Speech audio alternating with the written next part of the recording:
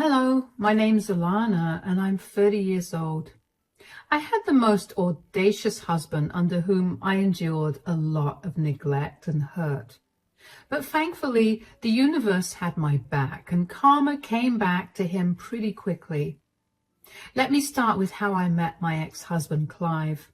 Clive and I met through a dating app. Over text, we had great chemistry, and even when we met in person, our chemistry remained. We went on many more dates before we made things official. Clive was a very easygoing, kind person. It was super easy to be around him because he just had this way of calming you down. At least that's what he was like for the first 4 years of our relationship. We got married after dating for 3.5 years, and for a few months after we got married, life was great. We decided that we didn't want to start a family immediately. Instead, we wanted to focus on building our careers. Shortly after we got married, Clive applied for a job at one of the best companies in his field in our city, and he managed to land the job.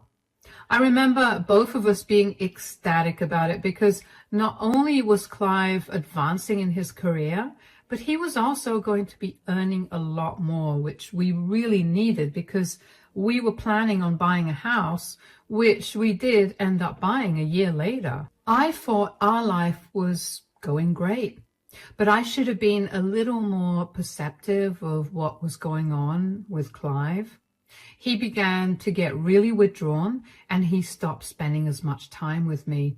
He refused any actions of affection, and when I finally took proper notice of his unusual behavior, I confronted him about it and he simply brushed it off.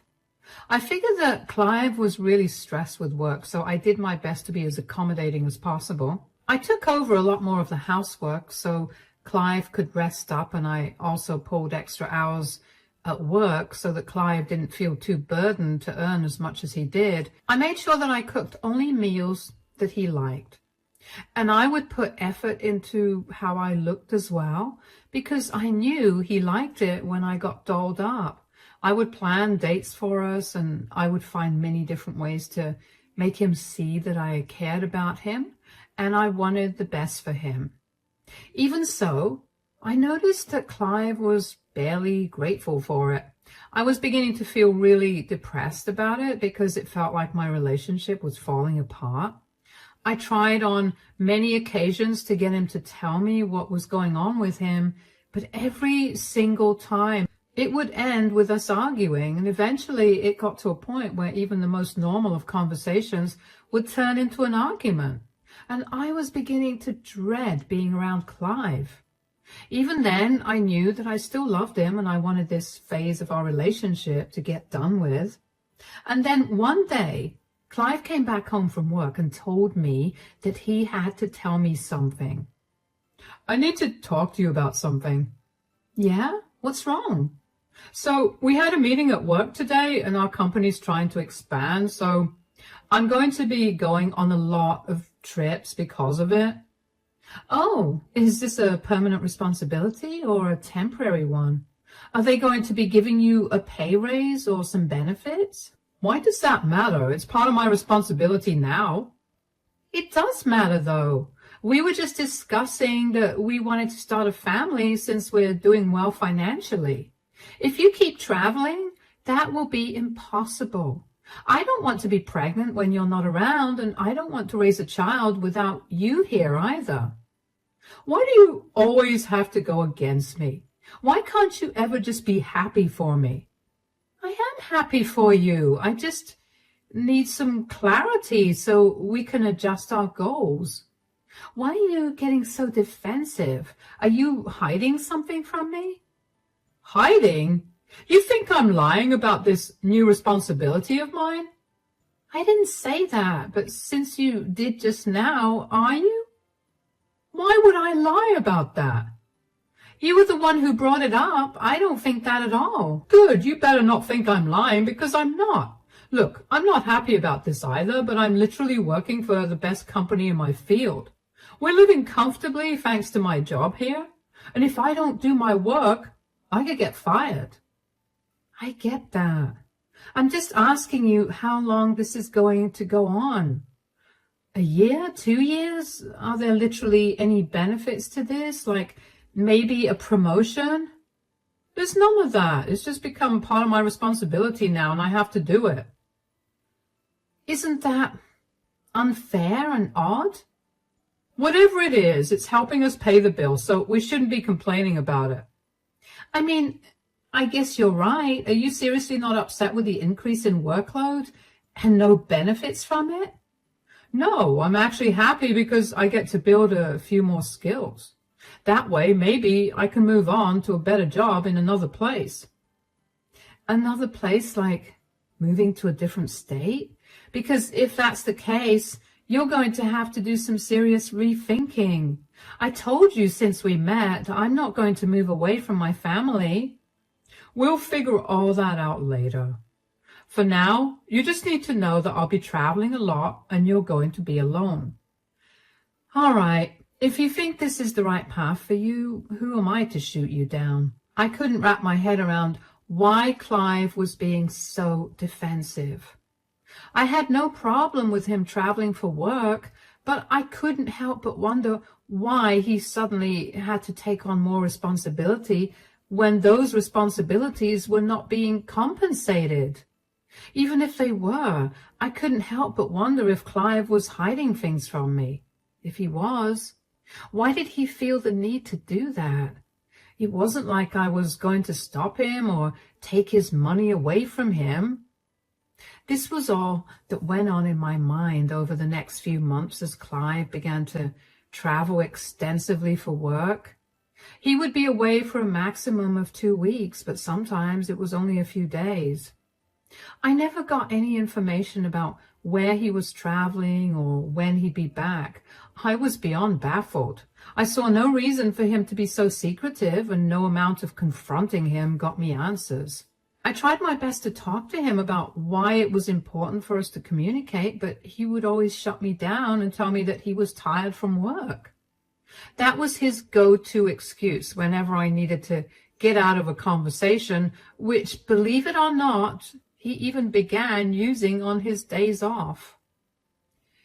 I felt even more powerless at this point. If I thought my life was pathetic before, now, it was downright miserable. I did my best to go above what I was doing before. Being alone at home for so long made me feel so lonely, so I figured that Clive was probably feeling that too. In hindsight, I do realize that I wanted to feel so secure in our relationship that I began to project my feelings onto Clive, who, as you'll find out, is a man who's incapable of being a good partner. Anyway, I learned to find patterns in Clive's business trips. I figured since he wasn't going to give me the dates and times himself, I would have to do my own research to figure it out and greet him when he arrived. I figured out how to access Clive's business email, and I got onto his work calendar where I could see all the trips he had scheduled. It should have bothered me back then how they were marked in a very secretive manner there too, but I paid no attention to it because I was too busy coming up with how to be a great wife. Obviously, it irked Clive that I was able to figure out when he would arrive, but he still sat down and ate the food I made for him. Other than that, we barely spoke. One day, after Clive returned from a 2-week trip, I greeted him happily at the door. I decided to talk to him about his behavior because I was nearing my wit's end yet again. I couldn't keep going like this, so I tried to approach the subject as carefully as possible. "Welcome back from your trip." "Yeah, don't bother with that." "What? What do you mean? I'm just trying to welcome you back home. I missed you." "Didn't you miss me?" Yeah, I just mean that there's no need to be so mushy." "If I'm not mushy with you, who else would I be mushy with?" "Look, I've had a long week and I would really like some time to myself." Sure, but I need to talk to you about something. I've been noticing this for a while, and I've been hoping that you'd come and talk to me about this naturally, but since you haven't, can you stop rambling? Just get to the point. Yeah, this is exactly what I wanted to talk about. Why are you so rude and impatient? Before you started traveling for your job, you were nice and calm, and now you're always up in arms about everything I do. Is something bothering you? Alana, I'm just exhausted, okay? I've seen what your exhausted looks like, and believe me, this isn't it. I know there's something you're not telling me, so could you just tell me already? It's getting really hard to deal with your rudeness. There's nothing bothering me. I'm just really tired, and I would love to go to sleep right now. Don't you care about our marriage? We haven't had a proper conversation in I can't even remember how long, because that's how long it's been. Every time you come back home, you rush to sleep, and then you spend the rest of your days here working extra hours or meeting up with your friends. Do you not care about me at all? My God, do you ever shut up? Is that what you really want? For me to not speak at all? That isn't what I want. I just want you to be a little more understanding of the fact that I have a lot going on with work, and I would like some time to myself. Why am I always supposed to be understanding? Why can't you understand what I'm going through? I'm alone all the time. And when you finally come home, I'm also alone. I just want to have a normal conversation with you without you being rude and turning it into a fight. We could have normal conversations if you just stopped being a nag and a pushover who constantly needs to shove herself on me the second I come back home from a long trip. Is that what you see me as? Do you even love me, if that's how you see me? I'm trying to express my love and care for you. I'm sorry that I've been smothering you. Can you not be so emotional? I didn't mean it like that. No, save it. I think I understand what my position is in your life. If you want to sleep so badly, go ahead. I'll be in the guest bedroom. Clive had always had a way with words. He knew just how to make me feel better when I was sad, and so he also knew how to tear me down when I was feeling good. I was tired of always trying and never getting a response back. I dialed back on my shows of affection because I saw no point in it anymore. And that did not mean I stopped it completely. I still tried my best to be a good partner. Every evening after Clive's shift, I would call him to ask him if he'd be coming home so I could prepare dinner accordingly. But one particular day, he wasn't answering his phone. I tried to contact him many times over 5 hours and still heard nothing from him, not even a text. I was beginning to panic, and just as I had worked up the nerve to call the police and report him as missing, Clive came back home. In relief and anger, I ended up yelling at him. Why weren't you answering your phone? I was worried sick about where you were. Do you know how late it is? I just had a tough day at work, and I don't want to come back home to screaming. Look, I'm sorry for yelling a little, but you have to understand I was freaking out. Why didn't you answer your phone? If you were in no mood to talk, you could have at least just shot me a text telling me you'd be late. I'm home and I'm safe. Is that not enough for you? Yeah, I guess. I'll reheat dinner for you. Just let me know if you're going to be late tomorrow too, so I can prepare dinner accordingly. You won't have to do that. What? Why? Are you going out with your colleagues for dinner? No, I'm going on a trip with my secretary. What? Why? Or what about the rest of your team? Well, do I really have to spell this out for you? It's a trip only for the two of us. I've been saving up for months so I could take her on this trip. I'll be back in 2 weeks.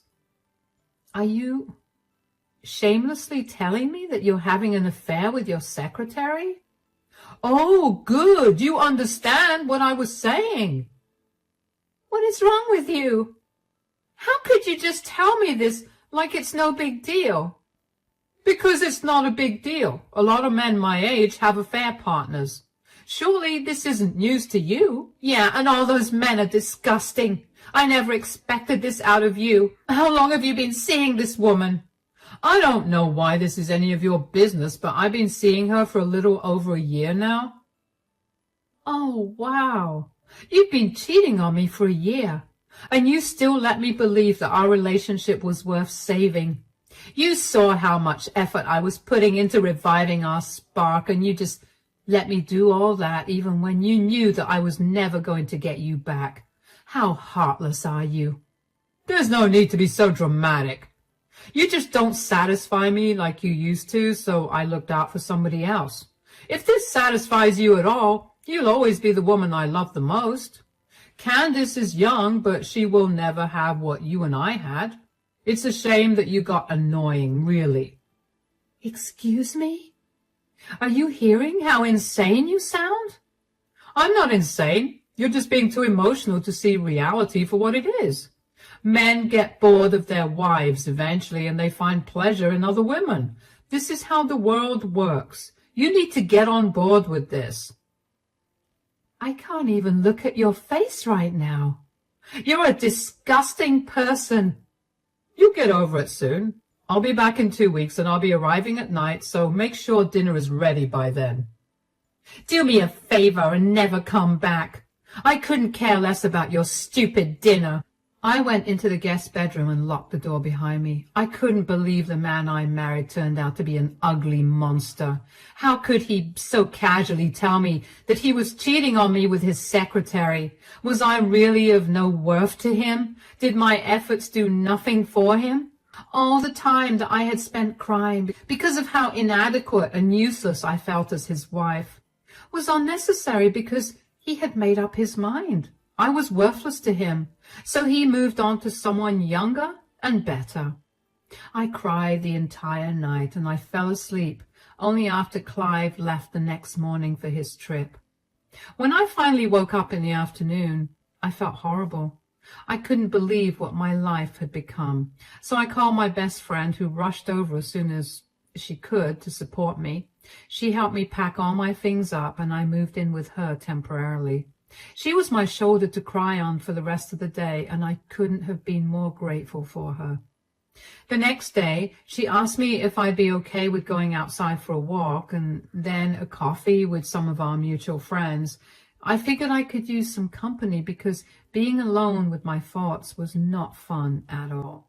At the coffee shop, at some point, I needed to get myself an extra napkin, so while I was waiting at the counter, someone tapped me on my shoulder. I turned around and found an oddly familiar man. Hi, excuse me, are you by any chance Clive Morrison's wife? Yes, I am. Why?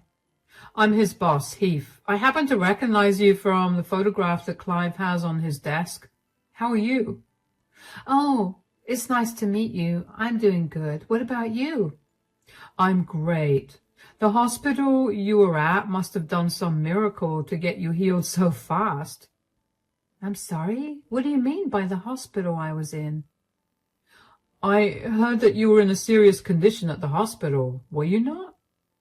I haven't been admitted to a hospital in my entire life. How in the world did you get that information? Well, that's what Clive told me because he requested 2 weeks off. What is he up to if not tending to you? Ah, I was wondering how he managed to get off from work. He's not taking care of me. He's on a romantic trip with his secretary. Candace is with him? What? Oh, did you not know? They've been seeing each other for over a year now. What? Oh, that would explain a lot. So, have you ever been too sick to do anything? Because Clive's taken off a lot of times in the last year, and so has Candace. I haven't been sick. I can assure you that Clive has never been home once to help me out. Oh, wow. I mean, now that I think about it, I feel so stupid for not thinking that something was off with the way that both of them kept taking off days together. If you don't mind me asking, when did you find out about this relationship of theirs? And are you still with Clive, or are you divorced? I only found out about his affair 2 days ago, when he came home late from work and decided that was an appropriate time to tell me that he was going on a trip with his secretary. I haven't even had the chance to deal with my emotions, but I will be filing for a divorce tomorrow. Oh my God, I'm so sorry that Clive treated you this way. Not only has he broken several company policies, but he's also treated you beyond disgustingly. I mean, I guess that's what I deserve for putting up with his crappy behavior for years. No, you do not deserve any of this. Look, I will look into what I can do about his job position at the company, but as someone who's had to divorce their cheating spouse, believe me, you need to do that as quickly as possible. Yeah, I will. Thank you. No, thank you for bringing Clive's affair to light, and take care of yourself. And if you find yourself in a tough spot, I'm sure I could find a position for you at my company. Here's my card. Feel free to call whenever you need to. Thank you so much. I'll definitely give you a ring if I need it. At that time, I couldn't wrap my head around the fact that I just happened to run into Clive's boss like that. Because when I think about it right now, the odds of that happening truly are slim to none. At that time, I was just more shocked that Clive's boss was unaware of the affair that was going on under his nose. It made me feel a sick kind of happiness, knowing that I had possibly ruined Clive's life. I also didn't expect to get offered a position at the company that Clive worked at, and if I'm being honest, at that time, I didn't think to take it. Anyway, I waited and waited to hear word from Clive about the loss of his job, but after waiting a whole week, I heard nothing. I decided to forget about that and focus on getting through the divorce. I found a great divorce attorney in my area, and I explained my situation to him, and he told me that since I didn't have much concrete proof of the affair, it would be a little hard to fight if Clive chose to contest the divorce.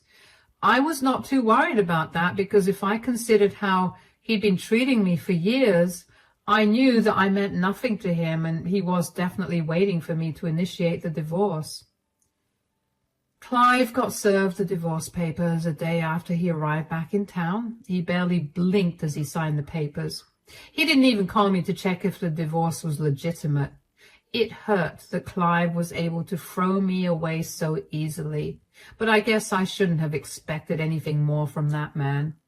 It took a few months for the divorce to get finalized, and only after a day of it getting finalized, I received a call from Clive. I was just beginning to enjoy myself and my newfound freedom, so to see his name pop up on my phone after months of no contact was jarring. Even though I knew it would be best to decline the call and block his number, I was too curious to hear what he had to say, so I picked up the call. Yes, what do you want? What have you done? What are you talking about? How did you even get in contact with my boss? Did you snoop through my things? No, he happened to recognize me when I was out with my friends at a restaurant. He was surprised to see me doing well since I was supposed to be in the hospital. So you just told him the truth? Why didn't you cover for me? There has got to be a limit to your delusions. Why in the world would I cover for you when you're actively cheating on me right now? You have no idea of the damage that you've caused. I lost my job because of you. I didn't do anything, Clive. You were the one who violated company policies by dating your coworker. This is on you. It's not even just that. I've taken out a loan against my 401k, and now I have only 60 days to repay it. First of all, that is not my problem. Secondly, why did you even take out a loan against a 401k? That's just bad financial decision-making. Candace is pregnant. She doesn't have the kind of money to afford a child, and I had used my 401k to buy us an apartment. I haven't worked long enough at the company to get my share of what the company put into the 401k. So I'm not going to be getting anything, and I'll be paying out of my own savings, which I don't think will last too long because it'll get really hard for me to find another job. Do you realize what you've done to me? I literally didn't do anything to you. I didn't even approach your boss. He was the one who found me, and when he asked me questions, I simply told him what I knew. What were you even going to do with a new apartment and baby? Were you going to leave me like you did on your trip? That was a problem for future me. Looks like the future happened faster than you expected. Do you really not feel for me at all? Don't you love me? My love for you died the day you cheated on me. I dealt with all your crappy treatment for years because I loved you. I supported everything you did, even if I didn't agree with it. You repaid me by finding another woman because I was too boring for you. This is the consequence of your actions. Good luck. Bye. The sheer audacity that Clive had to call me and tell me that I was the reason for his downfall was astounding to me. Also, I was beyond glad that I got out of that relationship in time. I didn't want to be stuck paying any of Clive's loans. I was also really grateful that Heath waited until the divorce was finalized to fire Clive. After Clive's call that day, I rang Heath up and told him about what Clive had said. I also thanked him for waiting until the divorce was finalized. Heath told me that he needed that time to gather evidence of Clive and Candace's relationship as well, so it was no trouble. He told me that there was a position for me open in the company, so if I wanted it, he could conduct an interview with me and I could get the position. He was willing to pay double what I was earning at the company I was working for, so of course I took him up on it. I ended up landing the job with ease, and now I'm living more than comfortably. I found a cute yet spacious flat in a prime area, and I bought it without hesitation to symbolize my new beginning in life. As for Clive, he ended up managing to pay off half the loan he took out and is struggling to find a way to pay off the rest of it. Candace ended up leaving him for a wealthier man, and apparently she's planning to cut off Clive's custody of their child. Clive's family was disgusted by his actions and refused to help him out. His parents were only helping out a little bit financially, but were adamant about not helping him out with his loan. They called me to apologize for his behavior, and I felt really bad that they had more heart to be apologetic than Clive was for his actions. I only know of all of this because Clive would keep texting me updates every week or so. In his head, I was still the villain. He was trying to guilt trip me into taking him back by telling me all about how I ruined his life. Well, if there's anything he should have learned in the many years we were together, it's that if I have my heart set on something, there's nothing that will change my mind. It was one thing for Clive to cheat on me, but for him to so openly tell me about it with no remorse and treat me like I was nothing to him only made him seem like a monster in my mind. I didn't want anything more to do with that man. It's been a few months since I got my new job, and let me tell you, I am loving it. I've managed to make a lot of new friends, and a lot of Clive's colleagues have told me that he was a pain to work with because he was always running in and out of the office with Candace. They had no solid proof of the affair, but everyone knew that's what was happening. They apologized for not taking action earlier, and of course, they were not to blame at all. I'm much happier now than I ever was when I was married to Clive. So I can't wait to see what the future holds for me.